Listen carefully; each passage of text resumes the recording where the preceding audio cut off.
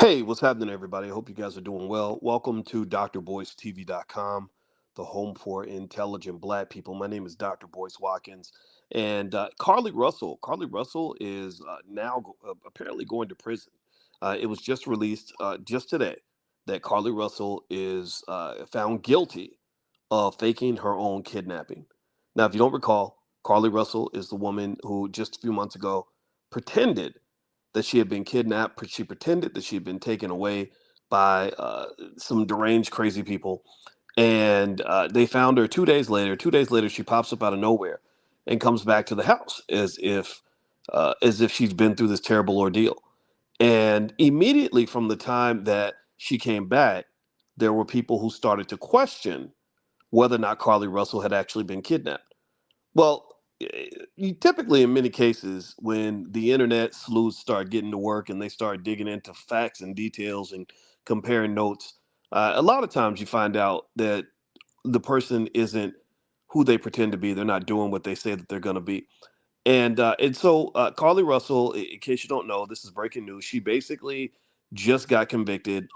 She's going to get, according to the judge, according to this stage of the process, they're going to give her an $18,000 fine, $17,000 of which is restitution, and also they're looking to try to send her to jail for a year.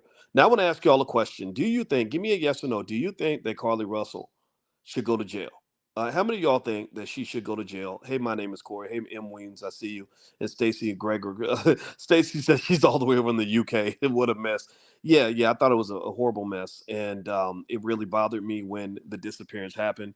Do y'all think that she should go to jail for this? I'm really curious to know what intelligent black people think, because this is the home for intelligent black people that like to think and like intelligent content and thought provoking content.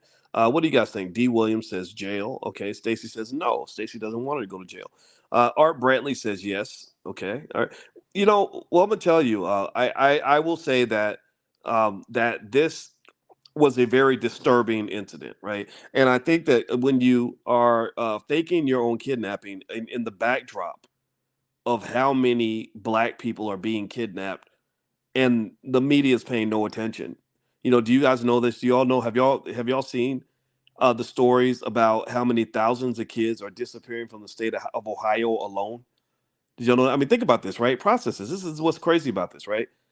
This young lady, I'm not bashing her at all. I'm not here to do that. That's not my job. But this young lady got a ton of media attention when she disappeared.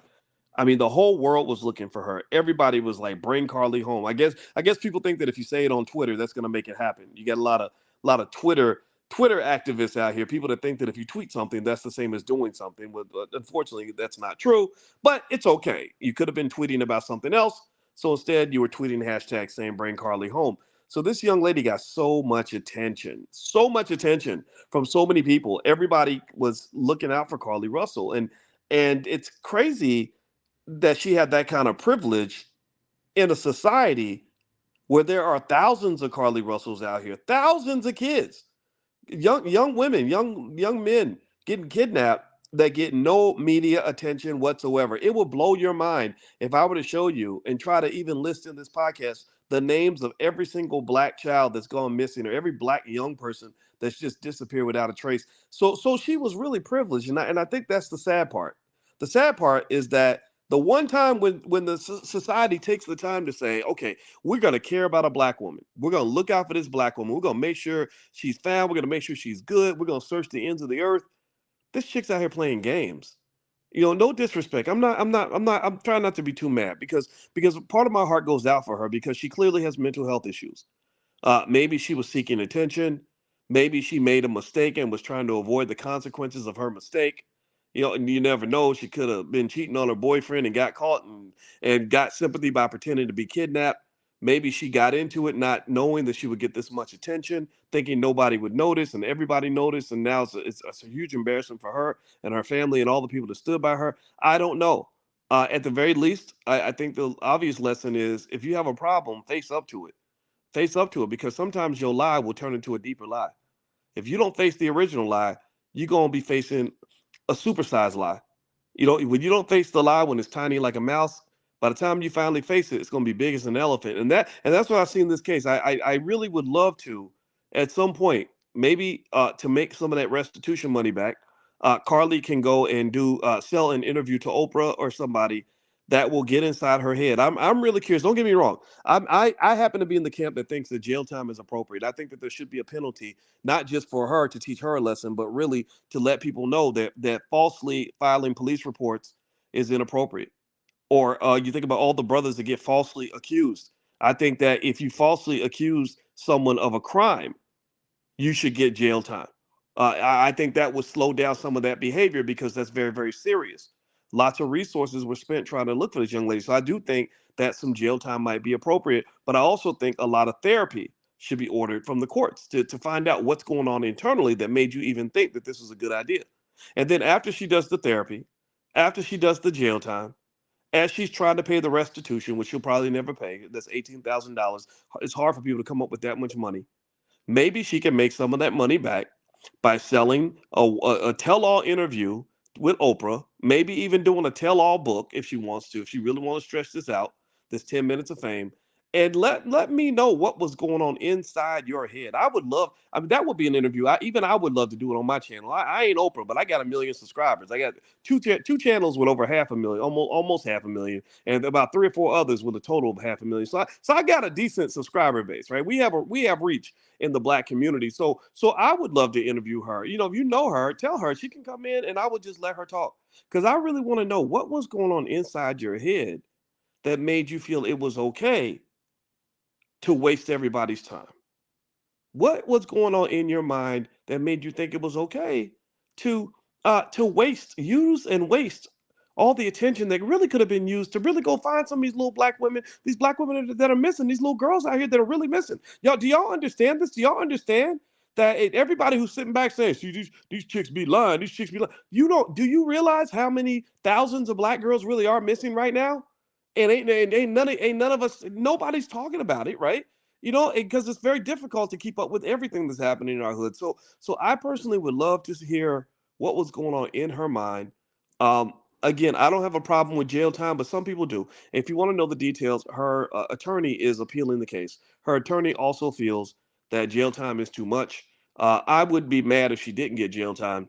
I mean, Jussie Smollett, he didn't get no jail time for that crazy stuff he did. And the interesting thing that makes me connect her with Jussie is that Jussie was kind of the last big hoax that we had where somebody pretended something happened to them and it didn't. And the interesting thing, here's what's interesting, is in both cases, people knew from the jump that it was a lie. People knew from the jump that it sounded fishy.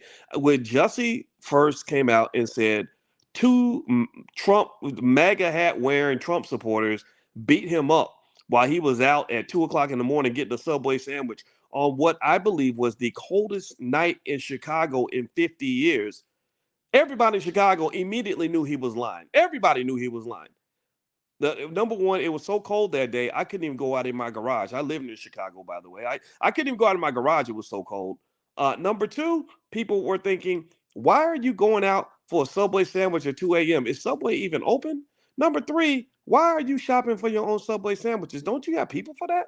They don't pay you enough on that TV show for you to have somebody to go get a sandwich for you, or they don't have food in your hotel. Is that what's going on? People knew that he wasn't telling the truth. And it's interesting, in this case, it was the same thing. As soon as she came back, people were asking questions. She could not answer those questions. So it's kind of interesting how these things play out. I my heart goes out to her for her mental health issues. But then again, though, I'm actually quite proud of the community for really standing by supporting this black woman. I think that as a community, we should spend more time making sure our women are good. And I think that has to apply across the board. And I encourage us to move beyond Carlee and go find somebody else that's missing and see if we can rally up support for that. Right. So it's, talking about Carlee, this is the last time I'm ever talk about it on this platform, unless she comes in for an interview or something. And I just want to give you guys the update on what's going on. All right. So if everybody could please hit the thumbs up button, thumbs up, share, subscribe. My name is Dr. Boyce Watkins. Just a few days, we have the All Black National Convention that's happening in Atlanta. That is the convention where black problems get solved. It's not sponsored by corporations. It's not sponsored by the Democrat or Republican Party. So we are beholden to no one. That was by design. But we gather lots of thinkers and experts and people that love the community and people that care about Black love, Black unity, Black wealth, Black power. If you're in that category, this is where you're going to meet your long lost cousins. So if you'd like to join us in Atlanta, just go to allblacknationalconvention.com. We're going to do an open house tomorrow night where we're going to talk about the convention, answer questions, make sure everybody's happy and good, and that you're going to get what you're looking for. So just go to allblacknationalconvention.com. My lovely wife, will be there with all her therapist friends. She ain't just the only cute one. She got cute friends, cute meaning cute brains anyway. I ain't hitting on nobody but my wife, but she's got a lot of friends that are therapists that are here as an army to help the Black community. We are solving our own problems, y'all. We are solving our own problems. I ain't waiting for the white man. I ain't waiting for Superman. I ain't waiting for Joe Biden. I ain't waiting for Donald Trump. We ain't got to do none of that. We are doing it ourselves. So if you want to be a part of this is an amazing event. I guarantee you it will change your life. So if you are interested in joining us, just go to allblacknationalconvention.com. That's allblacknationalconvention.com. Hit that thumbs up button, thumbs up, share, subscribe. And also, by the way, my new book is called The 10 Commandments of Black Economic Power. And it is a guide for any family that wants to build generational wealth that lasts for the next 200 years. It's the rules of wealth, the rules of Black wealth. So feel free to go take a look at that book. You can go to BoyceWatkins.com or drboycebooks.com. I'm about to put it on Audible as well. I'll have some of my other books on Audible, like Black American Money, Financial Lovemaking, etc., just as resources for you guys in case you want to move on that journey. All right, I'm out of here, everybody. Please hit that thumbs up button, share, subscribe on your way out. I'll talk to you guys soon. Have a wonderful day. Love you. Peace.